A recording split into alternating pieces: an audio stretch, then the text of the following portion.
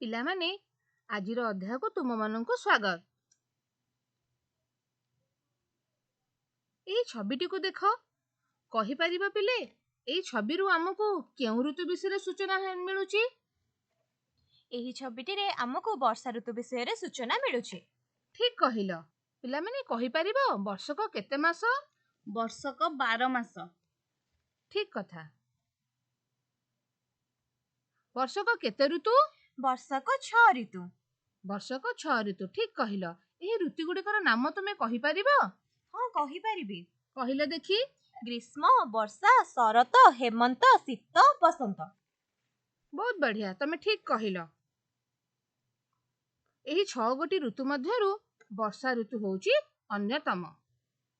ଗ୍ରୀଷ୍ମ ଋତୁ ପରେ ବର୍ଷା ଋତୁ ଆସିଥାଏ। ଗ୍ରୀଷ୍ମ ଋତୁରେ ପ୍ରଚଣ୍ଡ ରୁଦ୍ର ତାପରେ କଷ୍ଟ ଅନୁଭବ ହୁଏ। ପ୍ରାଣୀକୁଳ କଷ୍ଟ ଅନୁଭବ କରନ୍ତି। ନଦୀ ନାଳ ସବୁ ଶୁଖି ଯାଇଥାଏ। ବର୍ଷାର ଆଗମନରେ ପୃଥିବୀ ଜଳ ଲାଭ କରି ସନ୍ତୁଷ୍ଟ ଲାଭ କରେ। ପ୍ରାଣୀକୁଳ ଆଶ୍ୱସ୍ତ ହୁଅନ୍ତି। ନଦୀ ନାଳ ସବୁ ଜଳରେ ପୂର୍ଣ୍ଣ ହୋଇଯାଇଥାଏ। ଆକାଶରେ ମାଳ ମାଳ ମେଘ ଘୁରି ବୁଲନ୍ତି।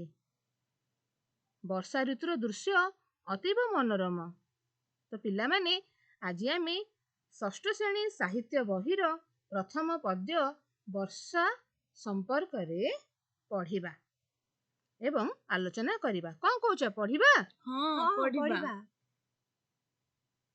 ଏହାକୁ ପଢ଼ିବା ପୂର୍ବରୁ ଏହାର କବିଙ୍କ ସମ୍ପର୍କରେ ଆଲୋଚନା କରିବା। ଏହାର କବି ହେଉଛନ୍ତି ଅତିବଡ଼ି ଜଗନ୍ନାଥ ଦାସ। ସେ ପଞ୍ଚସଖା ମାନଙ୍କ ମଧ୍ୟରୁ ଜଣେ ବଳିଷ୍ଠ ବ୍ୟକ୍ତିତ୍ୱ ଅଧିକାରୀ ଥିଲେ। ପଞ୍ଚଦଶ ଶତାବ୍ଦୀର ଶେଷାର୍ଦ୍ଧ ଓ ଷୋଡ଼ଶ ଶତାବ୍ଦୀର ପ୍ରଥମାର୍ଦ୍ଧ ଏହି କବିଙ୍କର ଉଦ୍ଭୋଦୟ ହୋଇଥିଲା। ସେ ପୁରୀ ଜିଲ୍ଲାର କପିଳେଶ୍ୱରପୁର ନାମକ ଏକ ଗ୍ରାମରେ ଜନ୍ମଗ୍ରହଣ କରିଥିଲେ।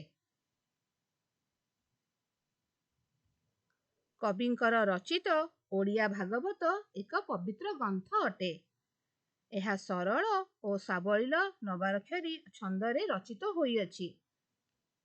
ସେ ସମୟରେ ପ୍ରତ୍ୟେକ ଓଡ଼ିଆଙ୍କର ଇଚ୍ଛା ଥିଲା ନିଜର ସନ୍ତାନମାନଙ୍କ ଠାରୁ ମୃତ୍ୟୁ ସମୟରେ ଥରେ ଭାଗବତ ଶୁଣିବା।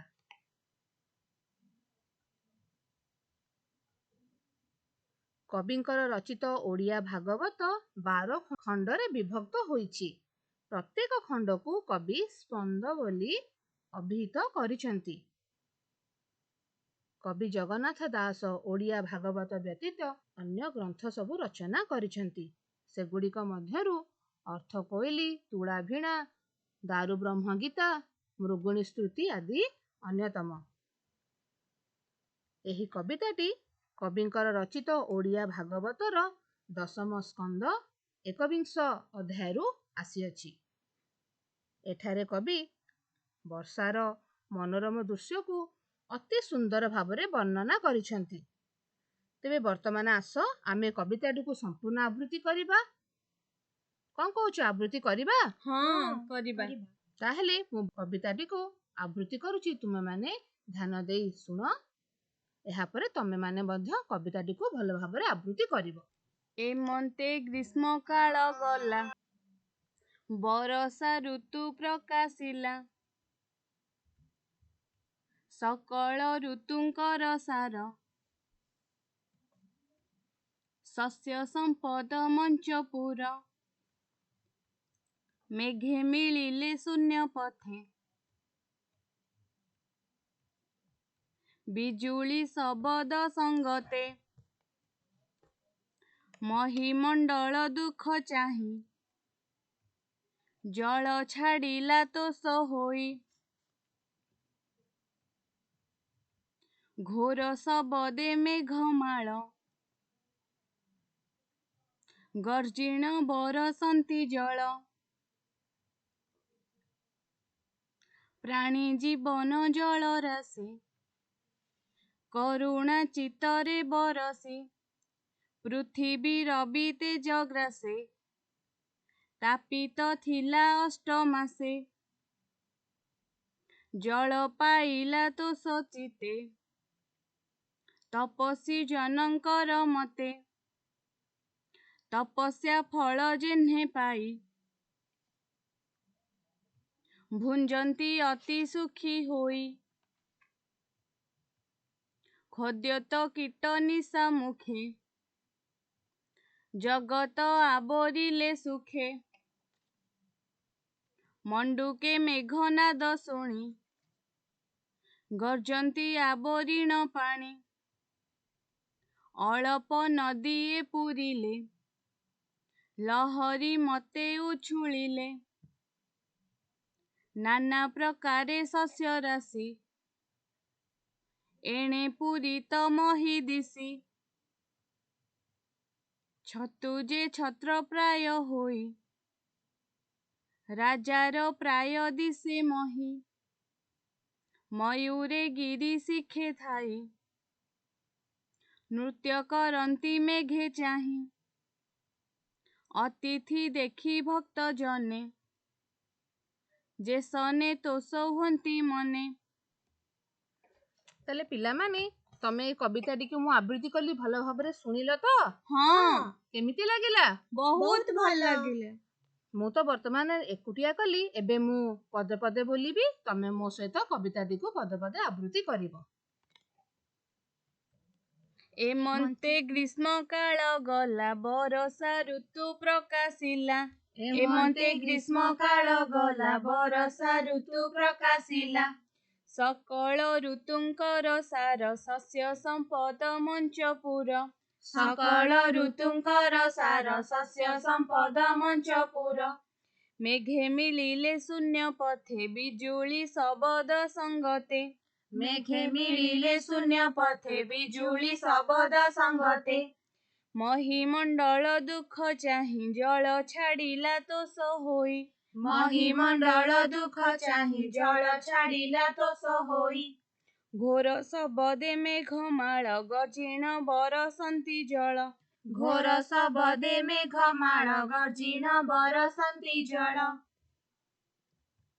ପ୍ରାଣୀ ଜୀବନ ଜଳ ରାଶି କରୁଣା ଚିତ୍ତରେ ବରସି ପ୍ରାଣୀ ଜୀବନ ଜଳ ରାଶି କରୁଣା ଚିତ୍ତରେ ବରସି ପୃଥିବୀ ରବି ତେଜ ଗ୍ରାସେ ତାପିତ ଥିଲା ଅଷ୍ଟମାସେ ପୃଥିବୀ ରବି ତେଜ ଗ୍ରାସେ ତାପିତ ଥିଲା ଅଷ୍ଟମାସେ ଜଳ ପାଇଲା ତୋଷ ଚିତେ ତପସ୍ୱୀ ଜନଙ୍କର ମତେ ଜଳ ପାଇଲା ତୋଷ ଚିତେ ତପସ୍ୱୀ ଜନଙ୍କର ମତେ ତପସ୍ୟା ଫଳ ଯେହ୍ନେ ପାଇ ଭୁଞ୍ଜନ୍ତି ଅତି ସୁଖୀ ହୋଇ ତପସ୍ୟା ଫଳ ଯେହ୍ନେ ପାଇ ଭୁଞ୍ଜନ୍ତି ଅତି ସୁଖୀ ହୋଇ ଖଦ୍ୟତ କୀଟ ନିଶା ମୁଖେ ଜଗତ ଆବୋରିଲେ ସୁଖେ ଖଦ୍ୟତ କୀଟ ନିଶା ମୁଖେ ଜଗତ ଆବୋରିଲେ ସୁଖେ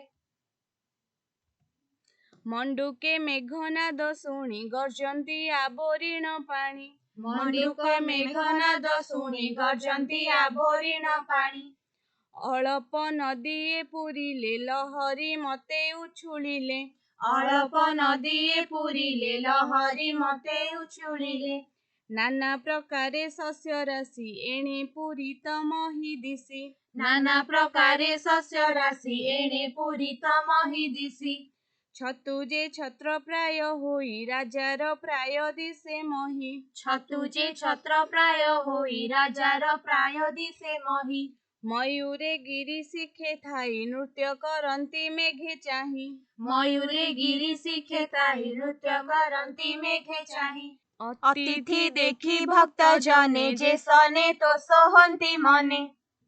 ତାହେଲେ ପିଲାମାନେ ମୁଁ ତ ଆବୃତ୍ତି କଲି, ତମେମାନେ ବି ଆବୃତ୍ତି କରିବା ଶିଖିଗଲ। ତ ଏବେ ତମେମାନେ କିପରି ଆବୃତ୍ତି କରି ଶିଖିଲ? ତମେମାନେ କିଏ ଦୁଇ ଜଣ ଗାଇ କରି ମତେ ଶୁଣେଇ ପାରିବ?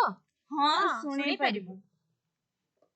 ତାହେଲେ ଦେଖି ତମେମାନେ କିପରି ଆବୃତ୍ତି କରିବା ଶିଖିଲ?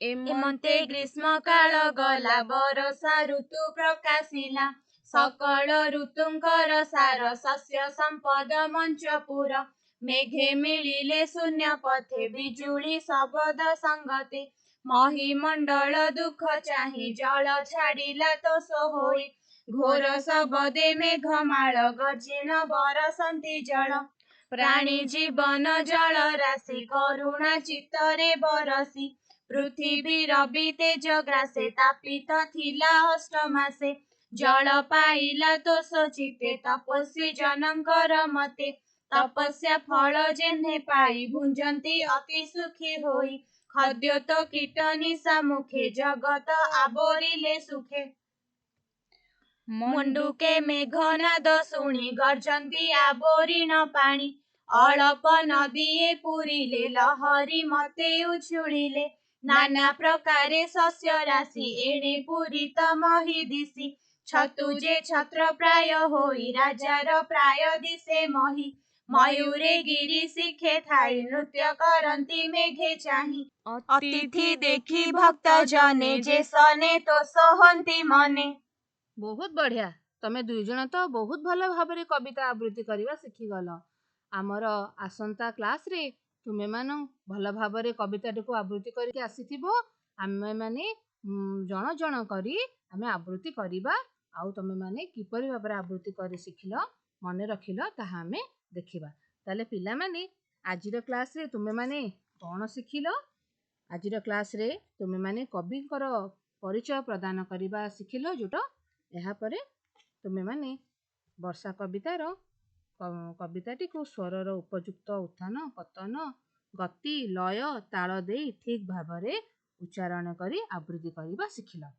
तो आजिर श्रेणीटी आमे क्लासटी आमे एठी रखिबा। धन्यवाद।